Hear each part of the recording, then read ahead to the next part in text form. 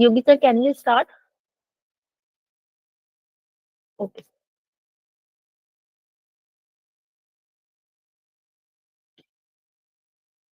So, good evening, everyone.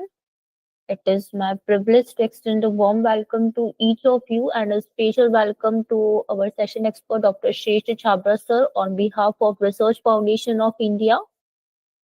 Today marks the ninth day of the faculty development and training program on a step-by-step guide to writing a good research paper. This collaborative initiative has been organized by the Synergy Research Foundation of India and RFI-CARE in association with City University Punjab and Shodh Malwa. We are deeply grateful to all our sponsors, GHARF, ARGA, and Edu Academic Inc. for their generous support, which has made this program possible. And it's an honor to have Dr. Chabra sir with his second session in this program. Today, he will be presenting a session on the topic Understanding Ethical Issues and Plagiarism. Thank you. Over to you, sir. Thank you, Neha, ma'am. Thank you very much. Good evening, everyone, all my respected colleagues.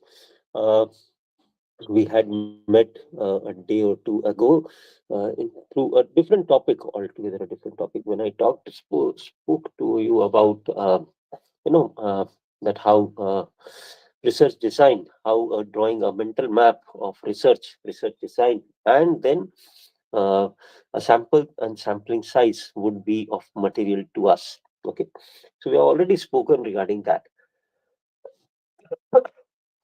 I'm really sorry. I have got a bit of cold and cough, so please don't mind my, you know, coughing or there might be small hindrances in because of my cough. So please don't mind. I would take your excuse for that time. Uh, okay, so uh, we start with this idea that once you have finalized the topic, okay, you thought all on the upper aspects of topic. You have done a thorough getting. You have done a thorough study on the topic, and that day also I told you one idea that don't try to rush into topics. Okay, let's not try to, especially when you are choosing a PhD type of thing. Don't try to rush into your topics. Okay, so take your own time. Whatever time frame is available to you, take your own time. Try and do research, try and do background works. This I keep telling to all my researchers that if you have got 4 hours to cut a tree, spend 2 hours in sharpening the axe. So that's what my idea to all researchers, whether in any you are indulging or divulging into any field of research. See, uh, when you start with research, there may be certain people who would say that, oh, please go ahead. This is the topic. Don't worry. I would help you out. I would get you questionnaire. Good. If they can get questionnaire, they can get you data, things like that. Not an issue. Always welcome. But my always, I've seen 2 or 3 cases in my career wherein those people who had promised you data, they have promised you something, they vanished. I tell you one of my cases. Uh, uh, One of my question, my questionnaires around a good bunch of questionnaires were kept with a person. Okay, owing to range. I'm not asking that he got me data or something. Owing to range, I just kept the data with him that please keep this data safe with you. Tomorrow or day after, whenever I would come back, I would collect it. And within 2 days, he practically vanished. He stole some money from his contractor, he ran away, and then along with him, my entire data also went off. So that's what I'm saying. That this is an extreme case of what I can talk to you. And I always keep telling this to things that pick up a topic which is more general in idea. Okay, contemporary, agreed, but still have some type of, what should I say, an understanding, a deeper understanding of the topic. Point number one. And then based on a a good topic that you have picked up, okay, then try and frame researchers. Many a times I've seen people struggling with their research, not because they don't know the research methodology part or they don't know the research part. No, you can always learn that thing. Okay, there is no age to learn. You can always learn that thing. They struggle majorly because they have picked up a topic which they don't know what to do with it. Okay, I'm sorry to say this, all my respected colleagues who are guides, if there are any guides in this August gathering, I'm really sorry to say this, but at times I've seen guides that they may not have, and this is this is foolish of us as a research scholar also to expect that guide knows everything. Okay, to expect that guide is a know-all type of a person. No, guide is not know-all type of person. Okay, he can give you a broader idea. You are the one who knows better on your topic, so you are the one who must give an idea to the guide that this is what is possible or this is what can be done, something like that. Okay. So based on your idea and your confidence on the subject, the guide would, help your guide would take you further on to that thing. That's where his role comes in actually. Okay. Don't expect guide to tell you everything or every then and now to to give you thing. Your guide is a great person. You should be, you are blessed. Okay. Anyways, gurus are always great. So that's what I'm saying, that please make it a point that you have got a clarity on your idea or an idea on your topics before you actually deep dive and register it for PhD, or even if you have registered it on PhD. Okay, try and create that clarity as to what should be next. Okay, so that clarity is must. Okay, now having given you that background for what I was to discuss, I take you over to my today's topic when I talk about ethics and plagiarism. Okay, one second please, let me share the screen.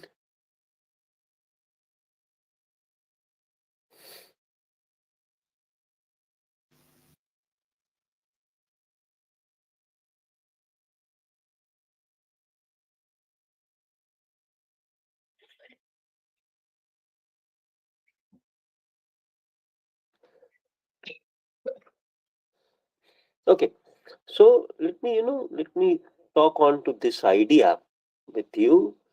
When I start with my presentation, see, we need to understand this idea. I'm not taking you through this definition and all that thing. We need to understand this idea that people do, you know, they do take your research seriously. Okay, you never know who is reading your research. What is he referring with your research? See, medical researchers are very, the next level type of thing. They're referred to by mass people. Okay. Otherwise, also, if you feel that, see, I come from a social sciences background, how does my research would matter to anyone? No. That day, if you remember, I told you descriptive researchers. You are going to tell that, okay, this is what actually happens. So you never know that maybe government, maybe give you an example. A week or two ago, might be just a week or two ago, one of my friends, researchers, he is from a premier uh, institution in Madhya Pradesh. So one of his researchers on to waste management and other things was referred to by, and this was published, or but I should say this was taken in consideration by even the technical education department. So they have reposted his research. So that's what I'm saying. Even government can use it for policy. Uh, when I give you my own example. When I was doing my research on labor welfare, the labor welfare officers wanted me to conduct a research. Okay, that showing them that, okay, how many are beneficiaries. We extend, say, government exchange schemes and all that thing. So they wanted to me to do a research as to what can, what type of benefits do actually people get into. Okay, say government is spending 1 rupee, so how much it actually goes or flows it to people, or how many of them are actual recipients, the beneficiaries. So if you remember that thing, I remember another example when a person has done a research on Manrega, okay, the employment scheme. So he has sent all his findings and other things to the ministry. Okay, so that's what I'm saying, that you can share your publication with ministries, even ministry or any other researchers organizations. They can refer to your research to understand that what exactly it happens or how exactly it happens. Forget about all this. That day we were talking about review of literature. I'm pretty sure some of my one of my colleagues would have given you a detailed idea as to how to write review of literature, things like that. So while someone that day, remember that day we talked about the indexing, that while you are referred to by someone, you develop that index of yours. So if you are if, say for example, you refer to my research, then the onus lies on me, that because you would be pretty sure that this is a research publication, it is published in something, or it is a done PhD types, awarded PhD types. So it would have it carries certain weightage, it carries certain what I should say, it carries certain authenticity. So it has got a trust factor, it has got a reliability. Okay, that means whatever I found out, you trust on me on that. Yes, if I'm not wrong, that is what a review of literature, in a remote sense would tell you. Yes, that this is what a researcher before me who has read almost on a similar path has found this thing. Okay, so that's what I'm saying, that research has got a greater understanding. Point number one. Okay, point number two, in foreign countries. Okay, so as soon as you say that you are a teacher, or you are a researcher, or you are a PhD holder, your elevation rises to the next level. Okay, so they take it in very higher order type of thing, that you are a PhD. Okay, or you do research, you are a researcher. They take you in a very higher order, because they understand that whatever you are saying, you are a trustworthy type of a person, you are a reliable person. Okay, so that is the reason, that is one of the reason why they take you into the next level of understanding. That's the reason I'm telling you that you need to, as a researcher, PhD or any research that you are doing, please try and maintain that trust, that reliability, that honesty, because people rely on you. Okay, people may refer to your researches. So, what are the research issues in when it comes to say research ethics? Okay, so these are some of the issues that we would be talking today. Okay, one by one we would be talking them.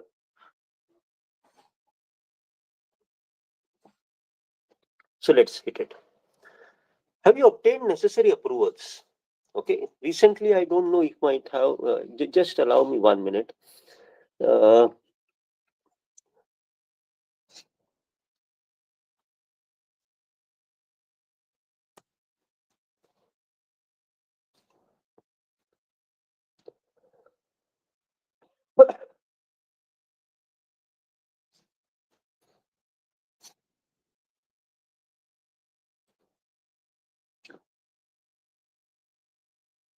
okay, let me show you one thing, and then I tell you back as to what I was talking about. Not to paint any picture. This is just one news. I am not saying that this is authentic, not authentic, whatever the case may be. Okay, this is not to paint our institutions, but this is just one case. That. Uh, your complaints were raised regarding unauthorized clinical trials, where later on IITs went on to say that there was no clinical trial type of things. Okay, um, so so there was a smart insole. Okay, this was the case. You can Google it, you would find it. So there was a smart insole case. So there were some, there were no. So read this line. I would like you to read. Neither clinical trials nor any medical related devices were conducted. Okay, so neither of that things. So you are very clear on that there were no invasive procedures that were performed. Okay. However, okay, but the problem is that so what we are doing, that this was a feasibility test and not a clinical trial. Okay. So the problem was that if you can read these lines, okay. So parents raised this issue that they were not, they were not taken into confidence. They were not given this idea. Okay. Uh, so this is the idea. Okay. Without permission from their parents. So this is one of the parent that who wrote to the institute officials. Okay. So this is so please remember this line, without permission. Okay. I'm not trying to, again, my point is clear. I'm not trying to paint anyone into, and that to an institution of repute like IIT. I'm not no one to paint their repute. Okay. But just meagerly based on a certain uh, report. But however, my point that I'm trying to make to you is the idea that I was talking to you. One second, please.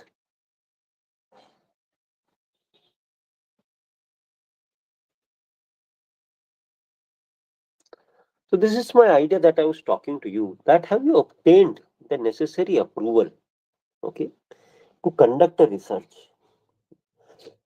Whether it may be a clinical trial, not a clinical trial, whatever the case may be, have you obtained necessary permission? See, what we do, we write a general line, uh, a disclaimer that this data would be used strictly for academic purpose. Agreed, that is used only for academic purpose. But remember two things, that one, there is no conflict of interest that you are creating. Okay, I would detail this idea of conflict of interest. Two, many people go ahead and ask, for reliability and things like that why don't you give me your say mobile number or email ID or something like that. Okay, something like that. See? Now the idea is that why you should be asking a mobile number of someone, or why you should be giving the email ID of someone, why you should be given us email ID of someone. People are very sensitive towards their privacy. So why should anyone be sharing their email IDs? So you would say them, "Ke saab, in order to establish the authenticity of data, my guide has asked me that, why don't you please provide us, please provide, otherwise how would I establish the authenticity of data?" This is one of the, what I should say, this is one of the easiest way of looking into that thing. I really, I have my own doubts, or I have my own reservations. Okay, again, with due respect to all the research fraternity, I have my own doubts and reservations regarding, can an email ID establish that you have answered the question, and how authentic you have answered the question? The idea is no. Okay. If as I told you, why I should give you my email ID? Okay, this is matter of my privacy. So even if I have given you an email ID, how would you establish that this is an authentic type of research, or this is done by a real person? Okay, I can note down your email IDs from any source. Say I can request any one of you to give me your email ID, and I can use that multiple times. Who is looking into it? That whether you have actually responded or not. Okay, so that's what I'm saying. That if only, if there were ways and means, so better is that you suggest the people that there are many statistical tests. Talk about kurtosis, talk about skewness. That would be no better. What should I say? That would be a better measure of authenticity. Okay, to tell you that whether this data actually has been collected, or this is just a fake, or this is just a falsified data that you are receiving. Okay, so you always have a better way of looking into it, rather than just uh, asking for an email ID. That is point number one. Two, that unnecessary would create a confusion in the mind of many a times it creates an idea that why you're asking this thing. Okay, why are you sent by someone, or is some this research sponsored by someone that you are trying to know, you're just trying to collect that data on behalf of someone. So that may be a case which might actually arise in front of you. This is point number one when I talk about approval and consent. So tell them, and especially approval, take approvals when you are writing a case study. If you're using some company's data directly or indirectly, see if it is available in public media or a public platform, not an issue. You can always, mention it as a secondary source, cite it, and mention it in reference list and go ahead. But say, for example, I am writing a case study. So before I get this case study published, please make sure that this case study actually holds true. Okay, before you make this case study publish, please you have to make sure that this case study is what should I say? This case study is sent to the people. You have received a consent from the company. Okay, and because most of the people would like to see this consent, so you have received a consent from these people, and then you are actually going along with that. Okay, so that is one of the most important ideas when it comes to this thing. So tell them that this can be published online or offline, so that if they have any reservations, they should know it very well. uh, you can always assure them in that thing that they would be never traced. Okay, like individual responses can never be traced. So please write it that in your disclaimer as well, because you are not going to try that. So what time? So I remember I probably might have asked this cohort also. According to you, who would get a better facility, a permanent worker or a contractual worker?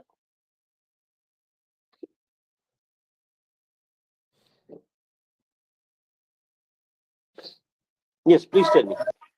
Permanent one. Permanent one. Agreed. This is a general understanding, a layman understanding. Why, what if now, ma'am? What if? Okay, most of you would agree that permanent would get a better package. So my question is, what if my research is showing that contractor is getting almost similar to permanent, or if not better, then at least similar to permanent? Then would you accept my research?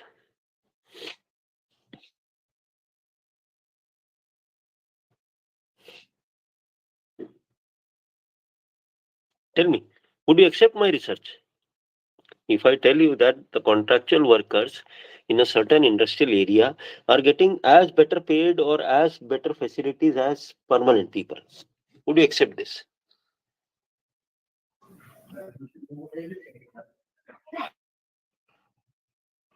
What do you say? Would you accept? No. Why? After all, I have researched it.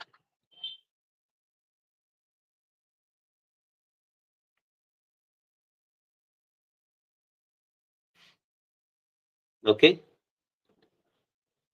Anyone who would accept it? Somebody is saying that it's a rare type of, but you would have accepted it with many precautions, cautions, after asking many questions. Agreed? But this is what I would do once I learned that, oh, this is not the trend. So what I would do, I would create either fabricated data, or I would create a falsified data. Okay. To make sure that my responses say something else what they have been obtained. This is a larger case where a conflict of interest can, lead to such type of fabrication or falsification. Let me give you a situation and then answer it. Uh, you're say you are doing maybe you're collecting a data from an organization for any purpose. Say, I'm not getting into what is your topic of research. Forget about it. It may be engineering, non-engineering, whatever it may be. So you collected that data. Okay. Now your data shows that there is some mishappening, or there is some error. Okay, or everything is not so good as it appears. Okay, so this is what the data would tell.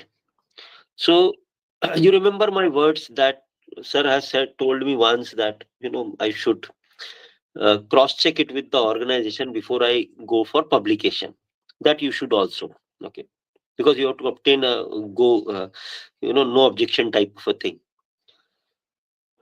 So when you send it to your friend that, please get me an NOC on this. After going through your research, your friend tells you that there are some portion which the company wants either to be changed or to be deleted. Obviously, you understand the gray shades. Okay. Otherwise, it's a no go type of a situation. You can't, send it further for publication. What would you do?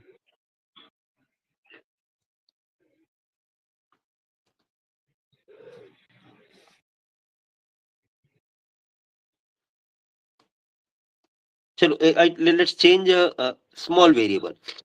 Many of us are bent to, do a student survey in our own colleges or our own organizations. So our own college surveys reveal certain type of not so good practices in management. Okay, no one to blame, like, but still not so good practices in management. What would you do? You would go ahead and publish this?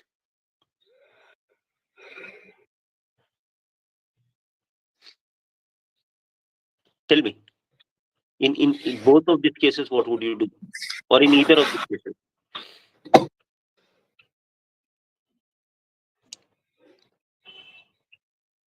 Anyone, please?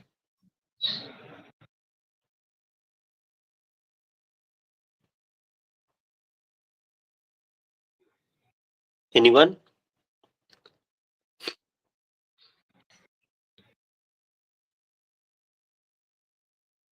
Okay, so now I hope you're not able to speak or something like that. Not an issue, but I hope you understand that that's where the conflict of interest actually creates it.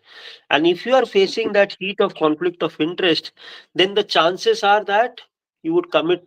Your data accuracy will be a question mark. Okay, this does happens. So this is, you are trying to report something which is not exactly, or you are trying to hide something which has been shown.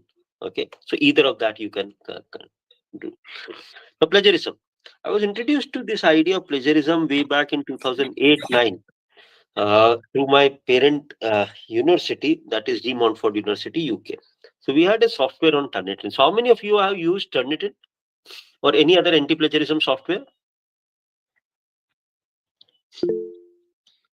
Okay, great, great. Okay, great.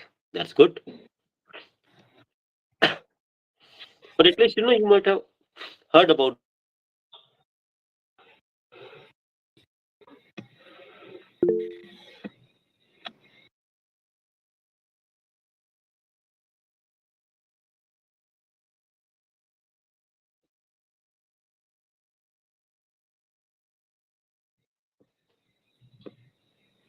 Not trying to, I'm not trying to give you any credit, and without giving you any credit, I'm trying to say that this is my research.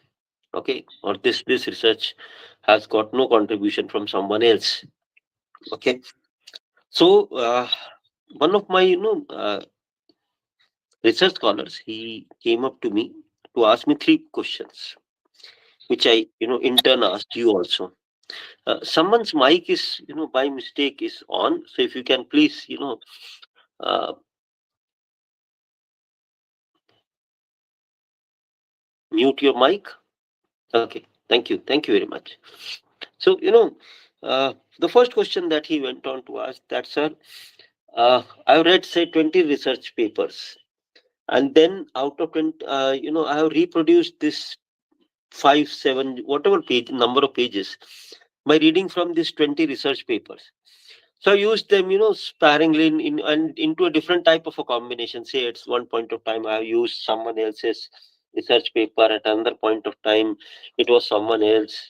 So okay. So having said all this, so one now there are three problems. One, after he has said this, he asked me three questions. One, if this research comes out from different types of papers or something like that, what should I research up to? Whom should I give credit to? Okay, because I don't know. This is entirely now written in my language. So whom should I give credit to? Okay. So your simple answer would be that give credit to all 20 people whose research paper you have. So his question was that, sir, but how should I make sure that you have been given a right credit? Because similar researchers were quoted. So how should I make sure that your research is quoted right? Point number one. Because I have not, I have used only one definition. Point number two, that if it is now in my language, then why I should give credit? Question number two. And question number three is says that uh, if I give all credit to everyone, then what would be my contribution to this research? Then people would feel that I have not made any contribution. I simply picked, 20 research papers and mixed it and created something new. One research paper. That's it. So, what is my authentic contribution to the research? Now, I would like this August gathering to answer these three questions.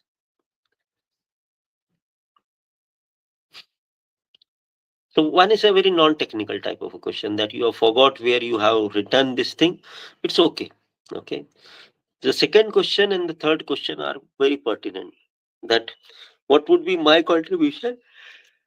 And two, if I have written it all in my language now, what should I do? Or rather, why I should give credit to anyone else? Because her original idea was given by that person. Great. Absolutely agreed, Nituraj ma'am. Yes, continue. Because it's not your original idea. Okay. So you picked up ideas maybe from 20, 50, whatever amount of research papers that you might have read. Okay. Agreed. Now, what would be then if he, after much of discussion, he finally agreed. And then he came to the second question that if I give all credit to them, what would be my contribution in this research? My contribution will be said that how I'm addressing the research gap. Okay. Okay. Something more?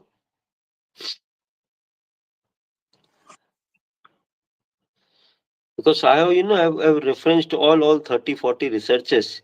So what would be then, people would ask me that what is your contribution? You have taken everything from the other researchers. What But the how compiling all the research and give some output out of these research is also a contribution in scientific community. okay, great. Something more than this? Agreed, this is great.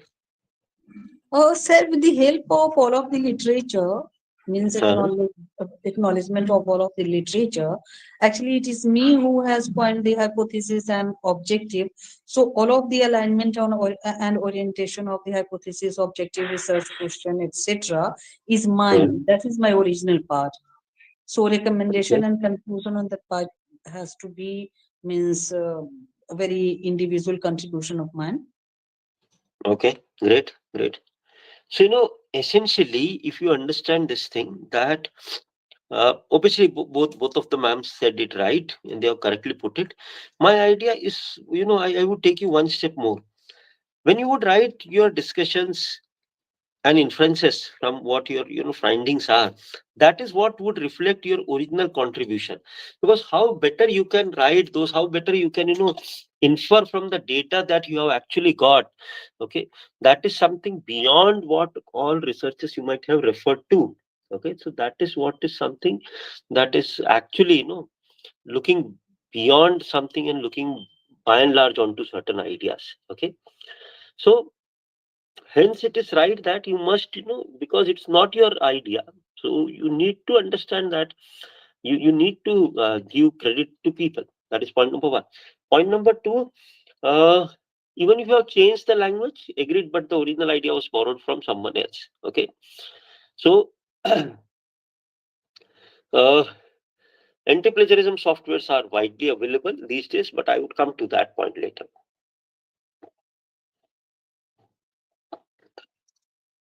That how you can save yourself from plagiarism. Okay, so it can be it can be a self plagiarism also. I would come to that idea of self plagiarism, okay, shortly. So what you do, you submit. This is one of the common habits that I've seen. You submit the same research paper to multiple journals with the hope that whomsoever reverts to you the first would be the one you would getting it published with.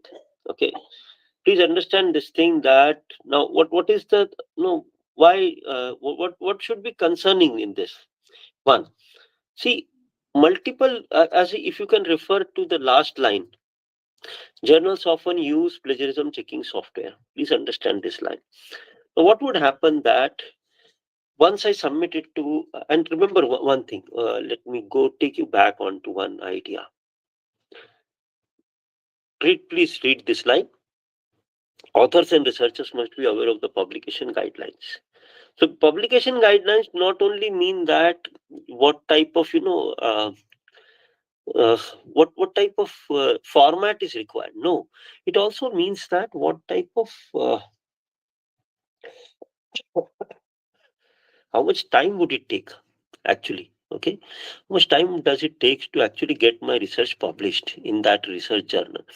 If it is not given, please don't mind writing a mail to an editor to ask him that what is the uh, general churn out time, or what is the general churn out, what is the lead time as far as the publication is concerned, how much time does the review takes. Okay, because beforehand you are aware, I'm aware of certain journals, they would say that they are full with, they are over full with capacity for their entire year, and you can contact them next year. Okay, so if you want still to be put in a queue, you can send it to them. So if you're so ardent about that thing, if you're so strong follower of that journal, that you want your research only to be published in that journal, go ahead and wait for an year or so. Okay, while they would take the paper, then they would do the review and things like that. So you must know that thing, that how much is that journal taking time to get it published. Okay, what is the turnout time? So if you're happy with that time, go ahead. If you are not happy with that time, search out for some things which are say, for example, usually which are biannual, or maybe say quarterly or yearly type of a journal would have a huge turnout time. Okay, but those who have got say quarterly, or say for example those, there are certain journals which are monthly in nature, they would have, since the frequency is high, so your chances of getting it published, remaining all other things good, would be comparatively faster. Okay, so that's what I'm saying, that you must know that thing. Okay, however, so don't try to send it to other multiple journals. Okay, so why not to send it to multiple journals? Why I should not try my luck at multiple times? You say, if the author, if the editor has not mentioned any such things in author's guideline or anywhere else, so why I should not try myself into different journals? Agreed. The only issue is that, I hope you remember this line. I would take you again to this line. Journals often use plagiarism checking software. Okay. So that is what can happen with you, that you have submitted it all together to a journal, they might have checked you for plagiarism, and now you're submitting it to someone else. Chances of getting self plagiarized, remember, we have used this word, self plagiarism. Chances of getting yourself self plagiarized are higher now, because now once your paper gets onto database, there are chances that now this paper may be scanned through, or this paper may be getting on through a different this is paper is based in the repository now. So what is the good practice? The good practice is that, say, after, say, the journal said 3 months, it has been more than 6 months that I haven't heard up from the journal. So what I should do, I should withdraw it from the journal, and I should put a letter to the editor saying that, Kisab, if you have considered the plagiarism report, then please delete the data from your server, and or remove it from your database, so that I can send it to next journal. Because if by any chance, if your data is left with the plagiarism thing, or your data is left with the server thing, then the chances of throwing up a self plagiarism is even becomes higher. Okay, so that is that is a idea of submission fraud. Okay, so what you do certain changes onto it, and then you get it published. Okay, very happily. So you change the title, you change the hypothesis wording. See, we all are, after once you get so-called seasoned in research, then you understand all these things. Okay, that who has to do new researches. Pick up one of the researches. It was published in the online journal. Say something I would send to offline journal. The similar research, and at times I've seen similar topic. Okay, so people, even not bother changing their topic also. But this understand that this is a duplication, publication is an idea of fraud. Okay, because UGC strongly suggests that one research, one credit. So you have done one research, great, you take one credit. How whatever the credit is, you take that credit. You cannot have multiple credits based on the same research. Okay, by changing titles, by drifting into from UGC to say web of design science journals and things like that. So you cannot you cannot fool around people. Okay, with similar type of publication, please don't do that. Okay, so if it is major, then that's a different thing. The minor offense, that is what we have talked about, is salami slicing. Okay, so something which are repeated and rest of the things are afresh. Okay, so that is where you use a repeated method or a subgroup type of method which are already cleared. Now, in order to create a self citation, what do people do?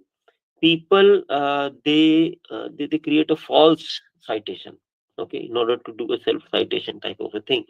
So at times your research may not relate to new researches, what you are planning in, what you are doing in, but just to create your better referencing or reference index, you create self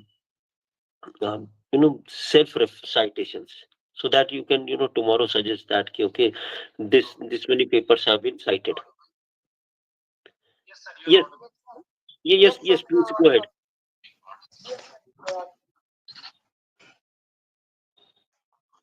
You want to say something?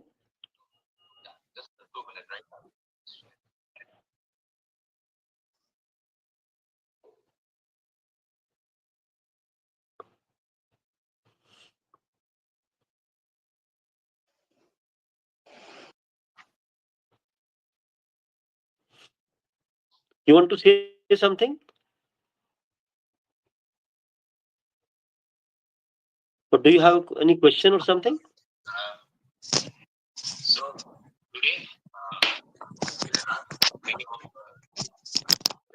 I'm sorry, we are missing on. I'm missing on your voice. That's not too clear.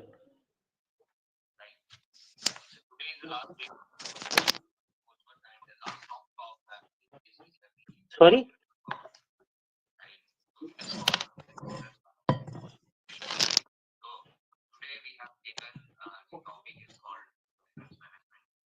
Akib sir, I'm really sorry. I'm really sorry. I'm not able to understand your voice.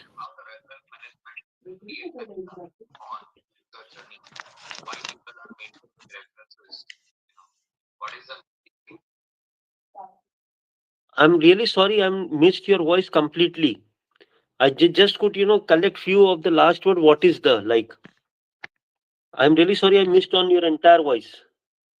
So if you can either repeat the question, or if you can wait till the end another 10-15 minutes, so you can wait till the end of say this presentation. Or you can, if you can, please write it in the chat.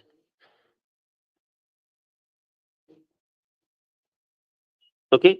So please use your chat box. So that would be great.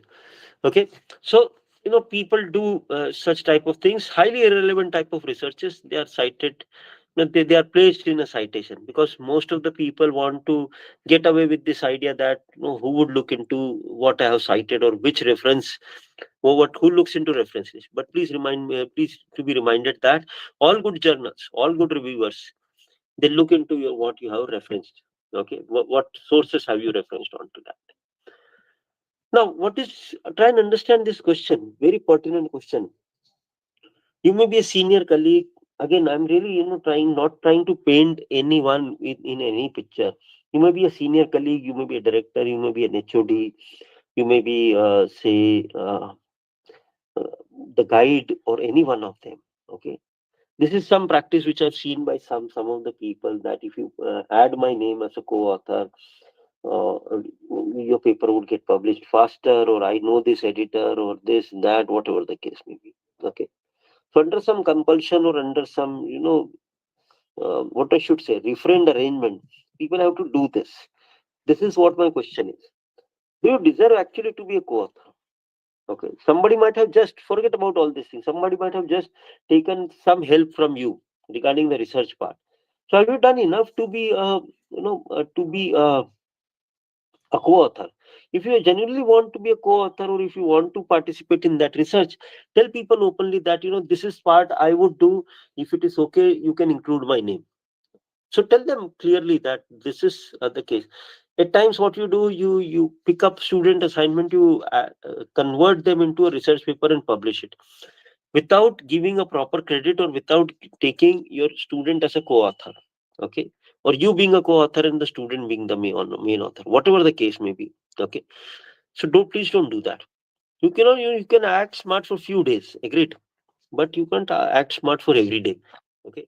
So please make sure that if you want a co-authorship, what is your contribution? Okay. We already discussed this idea, conflicts of interest.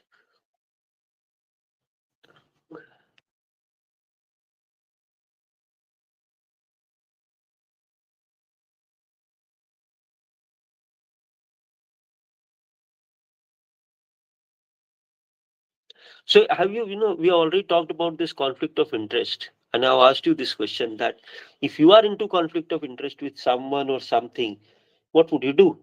Okay. So that is what is an idea of conflict of interest. Okay.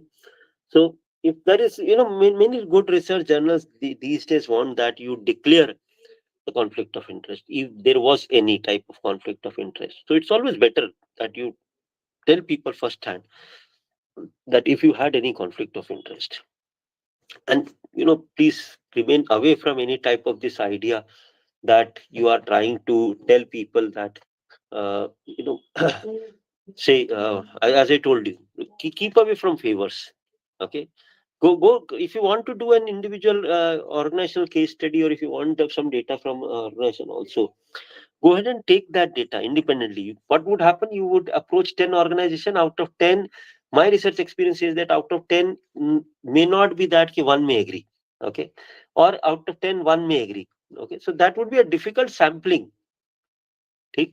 So that would be a difficult type of a sampling. So more intricate data you would want, the more difficult sample you have to chase.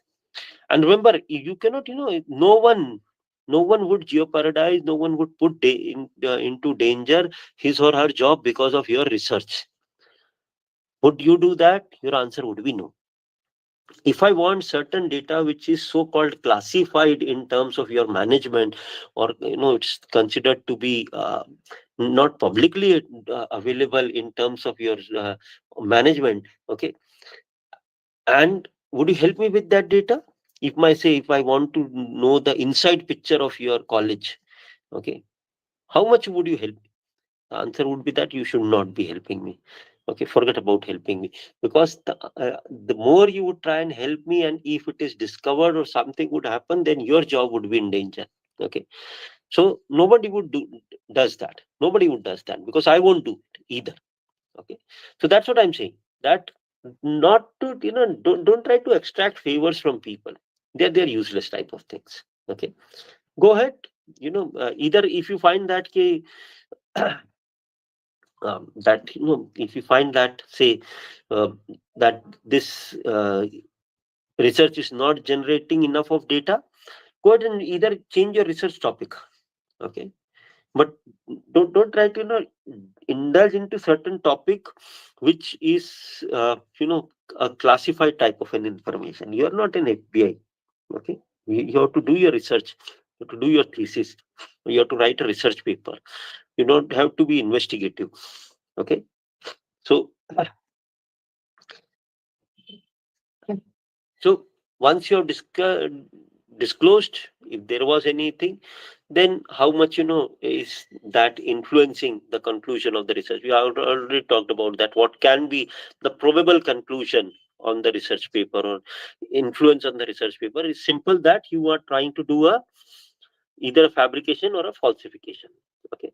Now what do you, what can another 10-15 last minutes of mine, and I would try and explain to you that what can be done to avoid plagiarism. Okay. One, don't try to act smart. I'm pretty sure you won't do as the students have done, that you pick up a paragraph from research, right click in Word, choose synonyms, and then try to change those words, like by creating that type of, you're trying to become a hero.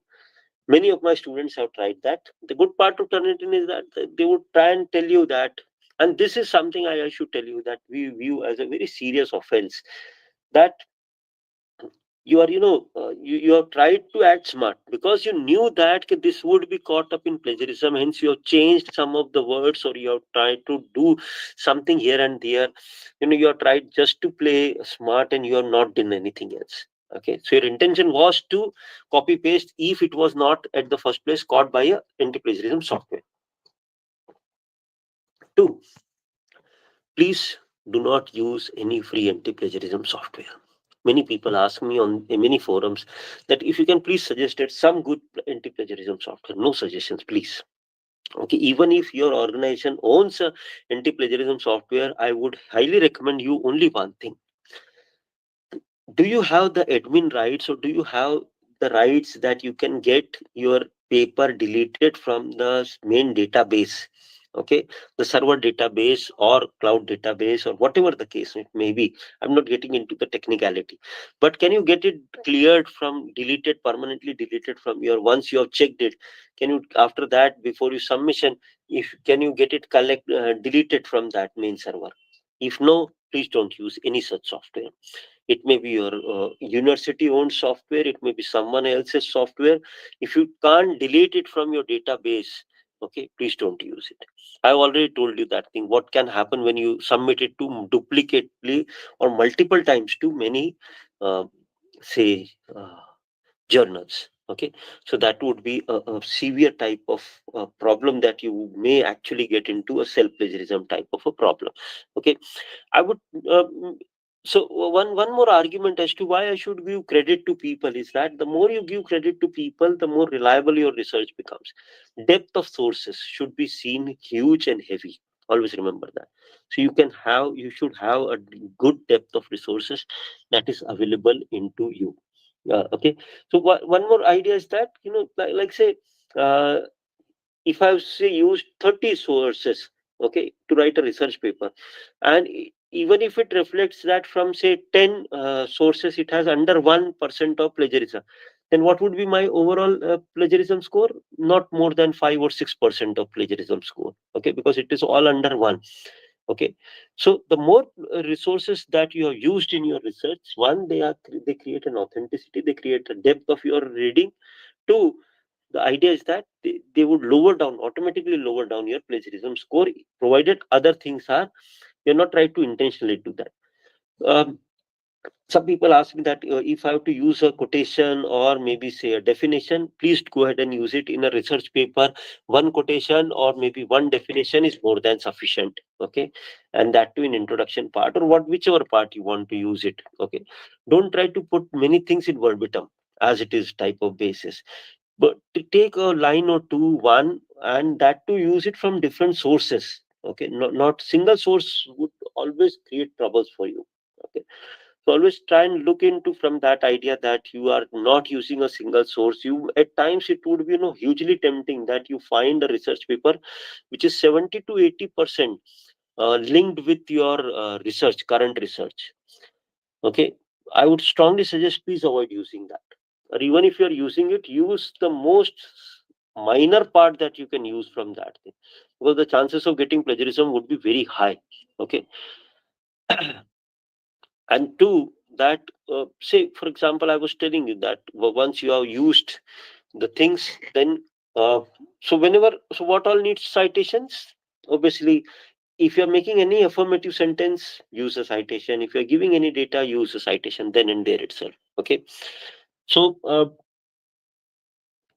try and understand. I told you about authors guidelines, so try and understand from journals that whatever is the overall, see, there is a huge understanding difference between the Western idea of plagiarism and the Indian idea of plagiarism. Okay, there is a huge amount of difference. I worked with both these university systems, so there is a huge amount of difference. In our UK based system, the idea is very different. Okay, from the Indian idea of plagiarism or Indian idea of interpreting the scores of plagiarism. Okay, so that's what I'm saying. Follow the journal guideline or follow the guideline which are given to you by maybe a respective journal or someone like that, so that you are very careful about that. What is the overall and single source which is done? If you trying to use any quotation or trying to use any definition, put it in inverted commas, indent one space to the left. So Turnitin would understand that this is put in convert. Quotation, Turnitin would understand that this is certain quotation and put a reference at the end of it. So that would be counted as your definition, and Turnitin would overlook it. Okay, so that can always be done, but that's what I said. Don't try to overuse any type of quotations or definitions per se in one of your research papers. Okay, so towards the end, I would like to talk only one thing to you. What I started talking to you. See, at certain point of time, your research is always referred by someone. It may be another researcher, it may be a government, it may be anyone in the general masses that can refer to your research. And when you refer to a research as a researcher, you believe in their authenticity. And the similar idea or the similar responsibility of creating that authenticity lies with you also. So please create that transparency, that accountability, that that you are adhering to norms, whatever the norms are given. You're adhering to norms so that you accidentally or diligently also don't try to uh, get into plagiarism or trying act smart into types of plagiarism. Okay, you can always refer to the publication guidelines, which is published by COPE. You can also refer to the UGC's guideline regarding predatory journals. So, and more, UGC is trying its level best to prevent such type of plagiarism. And then you have got, since technology is in the place, please understand that uh, sooner or later, okay, uh, you may foul certain thing, it's okay, okay, but sooner or later, please not be under this idea that you would never be caught. You would be caught, okay. And then, as I said, technology is you never know who is referring to your research in sitting in which part of this world. Okay, who is checking your research through his or her own uh, software to grab you from that thing. So that's all from my side. I'm open to any type of questions if you have got for me, and that's all. Thank you very much for listening to me for another hour. And it's great that RFI has brought us together. Uh, uh, and over to you, Neha ma'am. Once again, have a very good evening, and I wish that you have got a very great weekend ahead. Okay, Neha ma'am, over to you. Yes, participants, do you have any questions? If so, please go ahead. The platform is open now. Good evening, sir. Good evening, sir. Uh, I have this question. How long should we wait for journals to revert back to us regarding the status of our research article that we have sent to them for publication, sir? Sir, it would solely depend on the journal. You can, many journals write it that what is the average review time that you can expect. If that is not, if you cannot find in their declaration type of things or in author's guideline, I would suggest you that before, say, I give you a general idea. Web of Science corpus would take anywhere between 6 to 8 months. Okay. Okay, UGC care may again, take anywhere between 3 to 6 month type of times. Okay, but if you're not pretty sure, this is a general understanding. If you're not pretty sure, then Abhinav sir, I would request that you better write it to a letter and email to an editor that I intend to submit this paper. how much time can it take, what may be the gestation period of my paper. Please ask it upfront before you submit the paper. Thank you so much, sir. Thank you, Abhinav sir. Now I've got a question in chat. Let me answer that.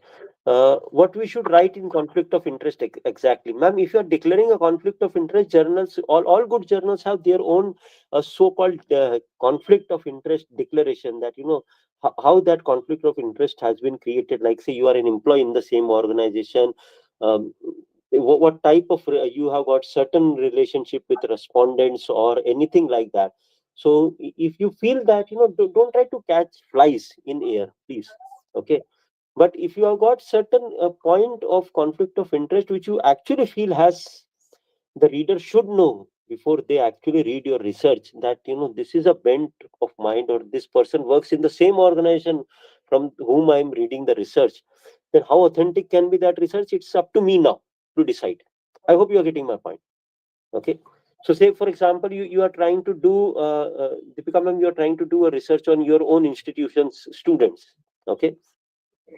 If I am referring to your research, okay, so and then you have declared that this was collected from my own institution, then it's up to me to decide that whether I should refer to your research, or I can discard, despite of the fact that you might have declared conflict of interest. Okay. Sir, my question is that at presently, hello, sir.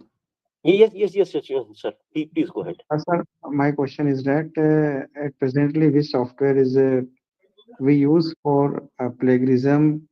Because I get confusion that many software, but they are not up to the mark. But Sir, see, at uh, presently, which See, sir, yes, sir. to best of my understanding, Turnitin is one of the best softwares.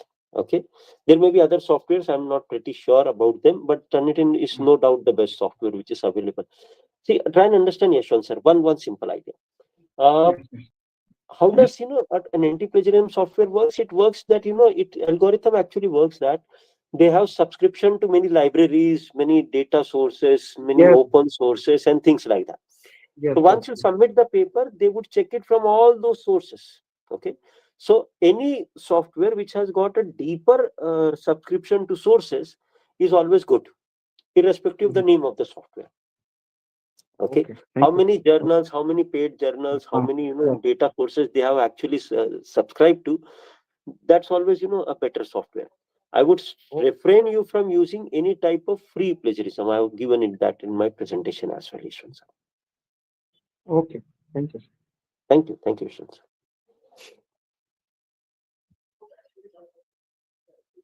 Yes, in anyone has any other question? Yes, participants. Okay. So Neha ma'am, over to you. Once again, thank you everyone. Thank you RFI, my family, RFI family, Saurabh sir, Sir, Ajay sir. sorry, I have a question, sir. Yes, ma'am. Please go ahead.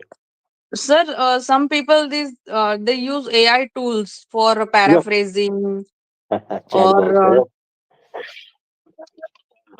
Please go ahead, ma'am. so like is it will it come under plagiarism? Yes, it will come under plagiarism, ma'am. Many people have just to give you a say a check on this thing. Turnitin has got one version. You can say they would charge you a bit extra, and you can include that AI type of thing in that Turnitin. So Turnitin would exactly check for you that to what extent this paper has been written through the use of chat box and other things. I still Thank you so much. Shazia ma'am, I still believe in the old school of ideas. The very simple thing that I still write my research papers. After I have read it, I would still use a pen and paper to scribble it. Okay, so you can, if you are comfortable with a laptop, you go ahead and use a laptop to do it directly. Okay, whichever your way. So learn the right way first. Then obviously the smart ways would follow. Yes, sir. Thank you so much. Because if we have gone smarter, then the software, then the people to catch it have also gone smarter. Simple. Okay. And any further Yes, sir. questions, Thank you, anyone? sir. Thank you, Shajia ma'am. Thank you. And any further questions, anyone?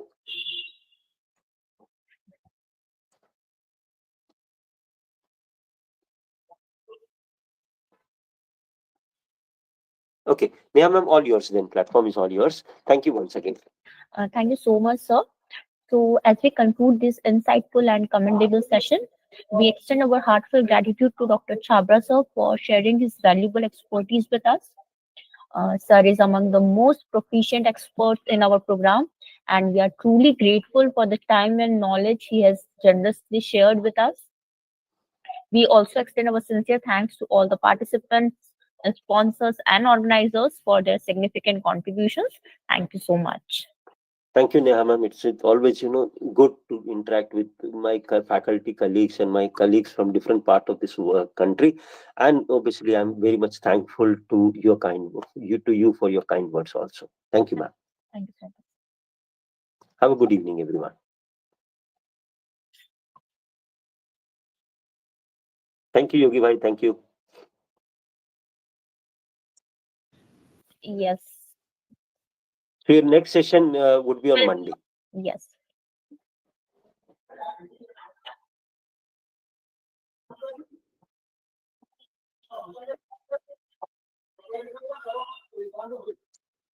Thank you. Thank you very much.